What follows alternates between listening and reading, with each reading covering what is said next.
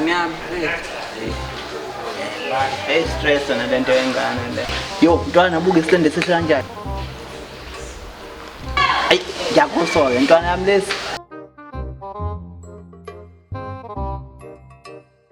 Sawona somanjani? Ngiyaphila futhi unjani? Ngiyaphila igama sami ngo-Ayanda. Ngaba ngikhuluma nobani? Mina nguPromise gama lami. Awu Nkosi ngazakujabula ngisamuzwa igama elihle kanjena. Kanti vele nephimbo lakho leminto liyangichaza. Ngempela, hawu ngiyabonga kakhulu. Lingiwasha umoya, lingiwasha ngaphakathi mama. Kodwa phela Nkosazana ngiyawulalele phela lapho. Yazi benginesifiso ukuthi mhlawumbe ngixhubane nawe mhlawumbe ocingweni mhlawumbe uma ungakwazi mhlawumbe noma inkundleni ngo-WhatsApp kanje. Ayisho ungashiya inamba yakho noma ngikunika inamba yami. Cha ifana ngishilo inkinga lapha mase ngqondo uyilanda manje. Ufake inamba yami manje. Ufike usunde unghathatha Nkosazana. Sathi ngavule ungisurprise nge-voice note. Konje igama lakho kuthiwa bani? Ayana mina ngiqede ngiyana. Ayana. Mangifika nje WhatsApp.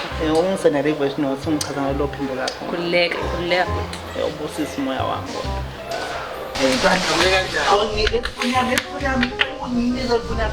Ingane ithele isizomsebenzi ukuthi nifika kodwa ihlala lapha edolini yakho. Fasting nga. Wewe wamdlali phela mina ngathi ngihambele kahle Nanange nofika WhatsApp. Esengifuna ukuzwakela bosenquma. wena. Yazi bosengilosi. Mala phela. Ayanda, yimi ugogo wakho ngikhona kuwaza kufana. Waseduzane kwami mntanami, yimi ugogo wakho. uJoyce. Bye-bye. Yabona lo muntu ofakele WhatsApp. Sohlangana naye, sohlangana Nkosi imbusisa ngikwazi ukugilwa kanjena mina. Futhi manje ngiphinde ngibe nentombi lana mina.